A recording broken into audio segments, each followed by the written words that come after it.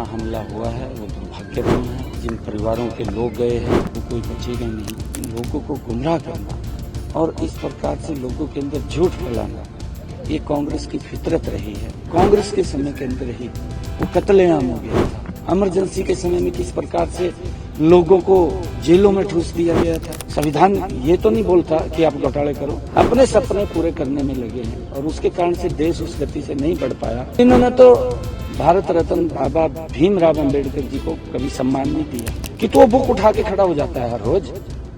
क्या लोग सब जानते हैं।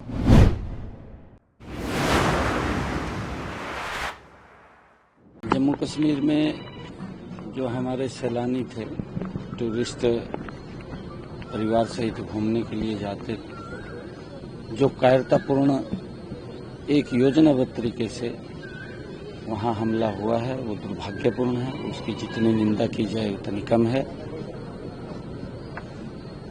आदरणीय अमित शाह जी रात ही श्रीनगर में पहुंच गए थे।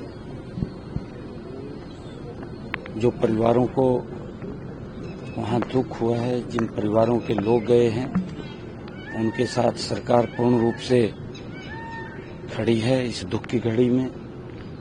मैं परमपिता परमात्मा से ये प्रार्थना भी करूंगा कि उन दिवंगत आत्माओं को अपने सिर चरणों में स्थान दे और जो ये गहरा दुख हुआ है उसको सहन करने की शक्ति दे। परंतु जो लोगों ने ये कायरतापूर्ण इस घटना को अंजाम दिया है वो कोई बचेगा नहीं।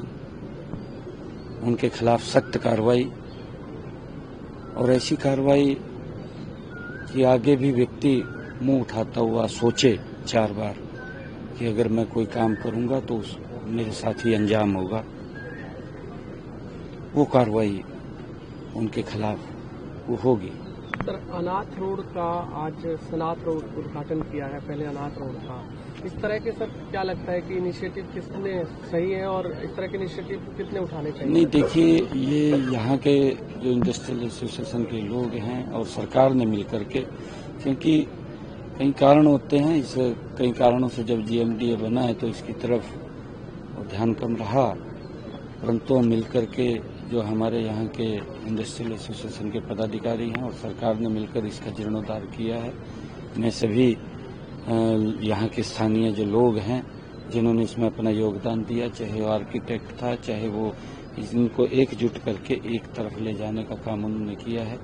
इस रोड को एक मॉडर्न रोड वो बनाया है और ये इस प्रकार के रोड जो आपस में मिलकर के बनते हैं, इसका पब्लिक को भी लाभ होता है, क्योंकि इसके ऊपर पहले हम देखते थे कि बड़े बड़े खड्डे इसके ऊपर थे, परंतु आज इसका जीर्णोद्धार हुआ है। बाहर से भी घूमने के लिए अलग से इसकी डिजाइनिंग की गई है। पैदल अलग फुटपाथ बने हैं। जो हमारे ब्लाइंड हैं, ब्लाइंड्स के लिए भी इसमें अलग व्यवस्था रखी गई है ताकि कोई घटना न हो। इस रोड के ऊपर 0% वो दुर्घटना, इसको दुर्घटना मुक्त बनाया गया है और जो ग्रीनरी है इसको बिना छेड़छाड़ किए इस रोड का जो जीर्णोद्धार हुआ है, ग्रीनरी भी इसके ऊपर ज्यादा है, क्योंकि वातावरण जो वायु पोल्यूशन है उस पोल्यूशन के अंदर भी इस प्रकार के रोड कम करने में बड़ा सहायक सिद्ध होते हैं। मैं सभी को इस रोड के अंदर जिन्होंने अपना योगदान दिया सभी का बहुत बहुत धन्यवाद करना चाहता हूं। सर, एक दिल्ली में कल कांग्रेस की एक बड़ी बैठक हुई। उन्होंने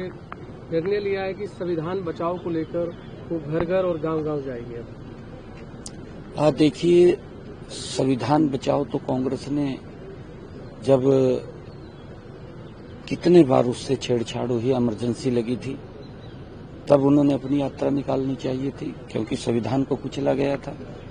किस प्रकार से भ्रष्टाचार हुआ था उस टाइम, उसी संविधान का ही वो किस प्रकार से उसकी अवहेलना की गई थी, उन्होंने तब यात्रा निकालनी चाहिए थी।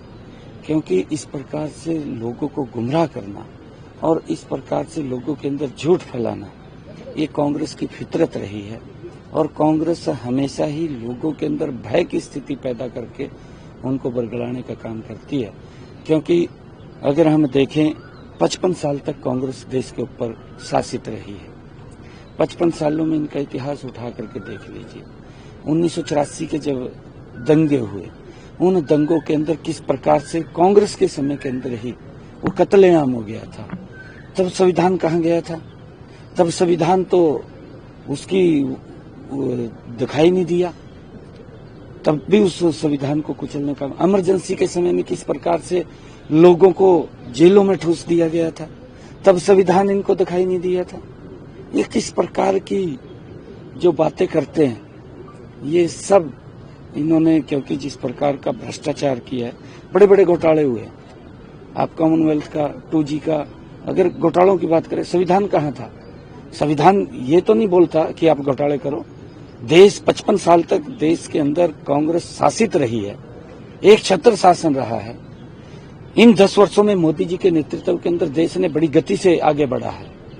उस गति से, अगर जो गति 10 वर्षों के पिछले कार्यकाल के अंदर देश आगे बढ़ा है, अगर जब हम आजाद हुए थे, जो हमारे क्रांतिकारी वीरों ने इस भारत की आजादी में अपना अमूल्य योगदान देते हुए इस भारत भूमि के ऊपर कुर्बान किया, उनके जो सपने थे, उन सपनों को अगर ये सरकार पूरा करती, परंतु उन्होंने उनके सपने नहीं पूरे किए, अपने सपने पूरे किए, अपने सपने पूरे करने में लगे हैं, और उसके कारण से देश उस गति से नहीं बढ़ पाया जिस गति से आज मोदी जी के नेतृत्व में ये देश गति से बढ़ा है।